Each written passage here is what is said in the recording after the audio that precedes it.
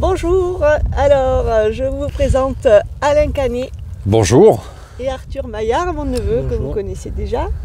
Donc nous sommes sur une parcelle à Châteauneuf-du-Pape que Arthur a l'intention de replanter avec une technique un petit peu nouvelle qui Alain va nous présenter. Déjà, est-ce que vous pouvez vous présenter et présenter aussi la cellule de la Belle Vigne en quelques mots?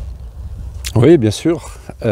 Alain Canet, moi je suis agronome, je suis aussi agroforestier. Mon métier, c'est de mettre des arbres dans toutes les formes d'agriculture et en viticulture en particulier, des arbres comme outils et moyens de production, maillons dans une chaîne élémentaire de construction des sols. Donc l'arbre pour protéger et pour produire. Et peut-être aussi prévenir, parce que les chocs climatiques sont à notre porte aujourd'hui et qu'on voit beaucoup de vignobles qui souffrent, il faut le dire. Hein, et du coup, on a une solution avec ces formes d'agroforesterie qu'on n'a pas vraiment inventées, mais qu'on a remis au goût du jour. Et aujourd'hui, on est fédéré dans une unité qui s'appelle la Belle Vigne.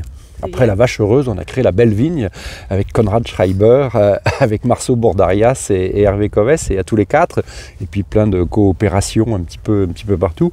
Mais on a bien vu que tout seul, on n'irait pas loin, ou pas assez en tout cas, sous une forme qui est un petit peu nouvelle, mais qui, pareil, n'est pas tant que ça, qui s'appelle l'agroécologie, c'est-à-dire produire et protéger. Toujours ça nous intéresse beaucoup. Mais en viticulture, sujet ô combien délicat, difficile, il faut couvrir les sols, il faut mettre la vigne en réserve, la tailler un petit peu différemment, peut-être l'allonger, et puis mettre ces arbres protecteurs. Mais pour que tout ça marche, on a intérêt à y aller ensemble. Hein, parce que si on fait c'est un triptyque, si ce triptyque n'a un pied qui est un petit peu bancal, ça risque de ne pas fonctionner. Donc on s'est associé pour proposer des itinéraires techniques, agronomiques aux viticulteurs et aux vignerons, partant d'expériences que l'on a conjuguées, on a fait beaucoup d'erreurs, puis après on a compilé aussi ce qui marchait, puis on a un très gros réseau, hein, puisque c'est 17 000 fermes pour nous, et on a mis les indicateurs de résultats, et aujourd'hui on traduit, on amplifie ce qui fonctionne dans ces pratiques agroécologiques, dont les couverts végétaux, l'agroforesterie sont vraiment les piliers. Très bien. Et donc, en fin de compte, Arthur, tu vas un petit peu nous décrire le projet que tu as sur cette parcelle. En termes de surface, déjà on est sur une parcelle qui fait 1 hectare, c'est bien ça? Oui, c'est une parcelle d'1 hectare qu'on a arrachée il y a quelques années maintenant, qu'on a essayé de surtout pas reposer en essayant de lui imposer une couverture des sols maximale tout le long. On lui a donné à manger avec du bois, avec des rafles, avec des excréments de bovins. Et le but aujourd'hui maintenant, c'est de construire un projet donc, avec Alain Canet et la Belle Vigne, autour d'une vigne agroforestière. Donc garder un plantier de vigne avec une densité qui correspond à celle de Châteauneuf-du-Pape avec nos cépages, mais il y a implanté 50, 100, 200, 300 arbres dans la parcelle pour essayer de protéger, de maximiser nos chances de réussite face aux défis que notre société s'impose. Alors super. En termes de mise en place, est-ce que vous pouvez nous traduire un petit peu comment ça va fonctionner et qu'est-ce qu'il faut faire pour bien faire? On va bien faire, ça c'est sûr, on va bien faire. On va, et d'ailleurs Arthur le précisera, on va toujours garder une ergonomie. Certains parlent de design, hein, il faut que ça soit pratique, il faut que c'est vraiment l'arbre comme outil de production. Ce qu'on va faire, c'est amener de la diversité. On va amener les plants de campagne de la vigne, parce que la vigne elle est née dans la ripisylve, au bord de la rivière, et elle a des plants de campagne. Et la vrille cherche toujours une plante, un fil au départ, mais en réalité c'est un arbre qu'elle cherche. Hein. Donc on va regarder le cortège des plants de campagne de la vigne, on va l'assembler et on va gérer les arbres. On va les tailler, on va les utiliser avec parcimonie et bon escient, au bon moment, dans les bonnes conditions. Dans notre métier, on a une formule qui est celle d'Hervé Coves, hein, qui dit c'est l'art de récolter le soleil. C'est-à-dire que moins il y a de soleil qui touche le sol, mieux la vigne va se porter. Et même si c'était le contraire il y a quelques décennies, hein, mais aujourd'hui on a pratiquement, on prend 1 degré tous les 10 ans, et puis on prend du chaud, on prend du froid, on prend du vent, enfin tous ces petits dérèglements. Donc l'art de récolter le soleil, c'est le cultiver la pluie, c'est-à-dire de renforcer le cycle de l'eau, d'éviter cette évaporation, d'éviter ce stress, etc. On parle de forêt domestique, c'est-à-dire que on est toujours avec l'objet de la vigne, toujours en recherche de productivité, c'est-à-dire toujours faire des grands vins avec les quantités nécessaires et suffisantes qui correspondent à l'appellation, etc. Mais d'optimiser cette productivité, ça veut dire gagner en autonomie, gagner en fertilité dans le sol, moins d'intervention, etc. Et pour que les arbres amènent, nourrissent, protègent et donnent un certain nombre d'équilibres. Faire venir des oiseaux, c'est extrêmement important parce que la vigne pousse aussi grâce aux oiseaux, elle fructifie bien quand ils sont là. Ça peut être des régulateurs aussi, je sais pas, par exemple du ver de grappe et d'autres micro-phénomènes avec les chauves-souris. Alors je sais pas, Arthur va nous dire comment il voit les choses. Parce que c'est son projet et pour nous c'est important. Hein. Nous on va intervenir avec nos pièces de puzzle. Nos pièces de puzzle, c'est des pièces agronomiques. Hein. C'est des pièces agronomiques qui sont les mêmes partout.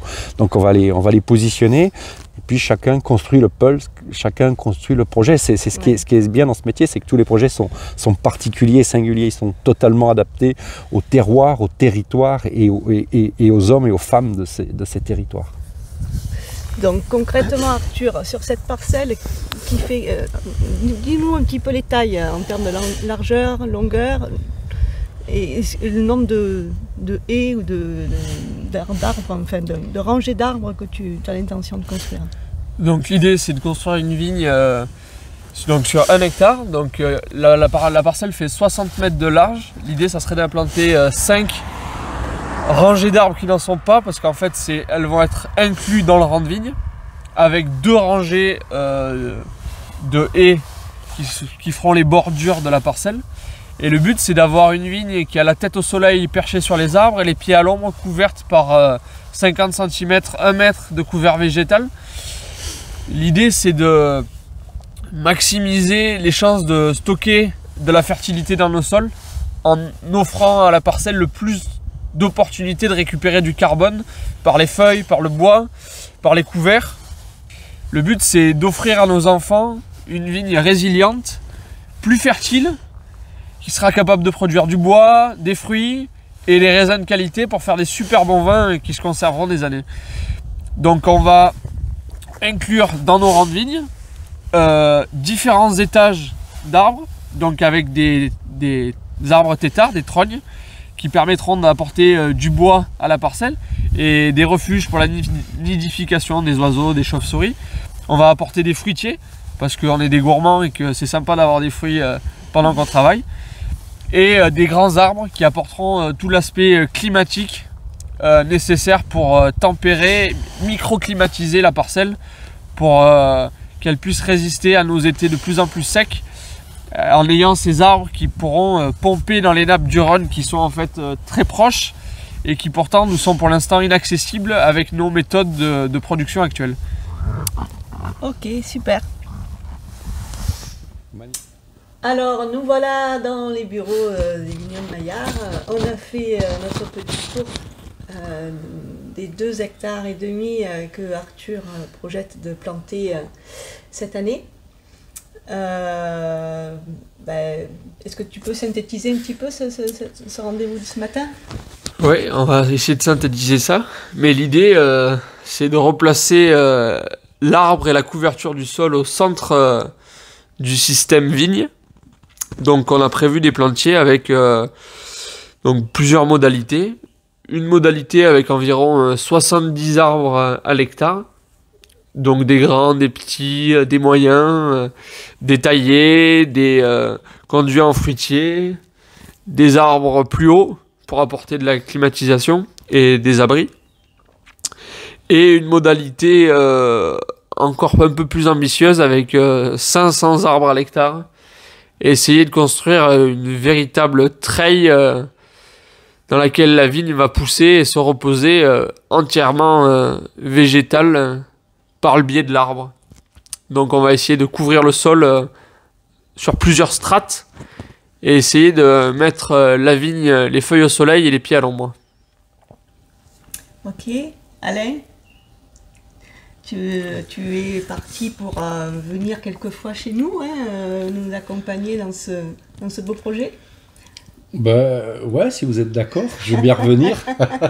Je veux bien revenir et je vois que vous avez traduit tous ces principes, toutes ces pièces qu'on a mis ensemble depuis 3 jours sur la table. Aujourd'hui, on passe à une traduction in situ sur le terrain et moi je suis content. Je suis content, je suis heureux. Je vois des sourires, je vois des projets, je vois de l'avenir, je vois des générations, je vois des essais, des choses qui peuvent paraître un peu folles, puis qui le sont peut-être pas, en tout cas qui valent le coup d'être essayés sur ces petits bouts, et ces petits bouts donneront des grandes parcelles, des grands morceaux, des grandes sources d'inspiration. Donc effectivement avec beaucoup d'arbres dans un cas, mais beaucoup taillés aussi, hein, fondamentalement, donc c'est beaucoup d'arbres, beaucoup taillés.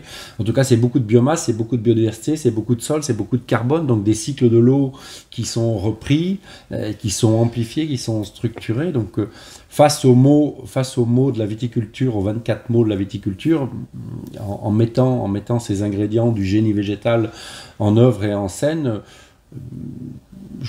je crois qu'on prendrait un risque à ne rien faire.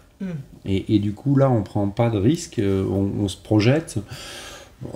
Il y aura des ajustements, hein, je crois vous avez bien travaillé, trouvé de belles perspectives. Moi, je les ai juste un petit peu structurés, donc il y a de belles perspectives, il y a une offre qui est intéressante, il y a des combinaisons gagnantes dans tous les cas. Donc, on va finir de le traduire, de l'étayer sur le papier, on va le regarder à nouveau, on viendra inaugurer. Moi, j'aime bien couper les rubans, surtout quand il y a un coup à boire. S'il faut inaugurer, faire les premières plantations, je suis assez disponible moi, dans ces cas-là, bizarrement. J'aime l'idée des coopérations, des symbioses humaines. On m'a toujours dit que le pain et le vin, c'était pour les copains, ça se partageait. Donc, j'ai appris ça, moi, tout simplement. Et ces parcelles-là, qui, encore une fois, pourront s'étendre aux autres, après les vérifications, certaines plantes, peut-être un peu justes dans leur contexte, mais justement, de retrouver ces associations feront que des plantes qui sont plus à leur place vont pouvoir revenir. Les plans de campagne de la vigne, toujours pareil. Je trouve que c'est vachement bien de passer par cette étape-là des fondations avant le développement à plus grande échelle, continuer à se familiariser avec l'objet, même si le temps d'entretien il rapporte la biodiversité, il rapporte le BRF, etc., de s'acculturer de ces gestes pour vous, pour les équipes qui seront en charge de le mettre en œuvre, de le produire et de le dupliquer. Donc la vie revient et tout est fait pour que dans ces vignes, on soit vraiment en mesure d'apprivoiser le soleil au bénéfice du cycle de l'eau, de la biodiversité. J'aime à dire que dans ces vignes, il faut que ça chante l'oiseau, et ça va chanter l'oiseau, puisqu'il y aura des fleurs, il y aura des baies, il y aura des fruits, il y aura des possibilités de nidification. On est même allé dans la haie plessée de bordure pour renforcer et amplifier. Puis voilà. Il est possible que tous ces génies chimiques, ce génie végétal, ce génie mécanique deviennent du génie végétal, et que s'il y a des plantes en trop qui gênent plus la vigne, ce soit des moutons qui les mangent, et qui plus est pour, je sais pas, des côtelettes d'agneau grillées avec un bon coup. Enfin, je sais pas, il y a des choses comme ça ça devient assez logique, quoi, cet écosystème où on prend de la hauteur, où on diversifie. Enfin, on a toujours autant de... Ce qui m'intéresse aussi, c'est que on continue à gagner en productivité, on a toujours le même nombre de pieds de vigne, mais on a les arbres, les arbustes, les arbrisseaux aussi. Voilà. En tout cas, c'est un chantier que vous allez suivre, parce qu'on sera amené à faire d'autres vidéos, et comme ça nous permettra également de partager avec vous cette aventure. Merci en tout cas, merci Arthur, merci Alain. L'aventure végétale. À bientôt, salut. La vie est belle. La vie est belle. La vie est belle. Et la vigne aussi. Et la vigne aussi.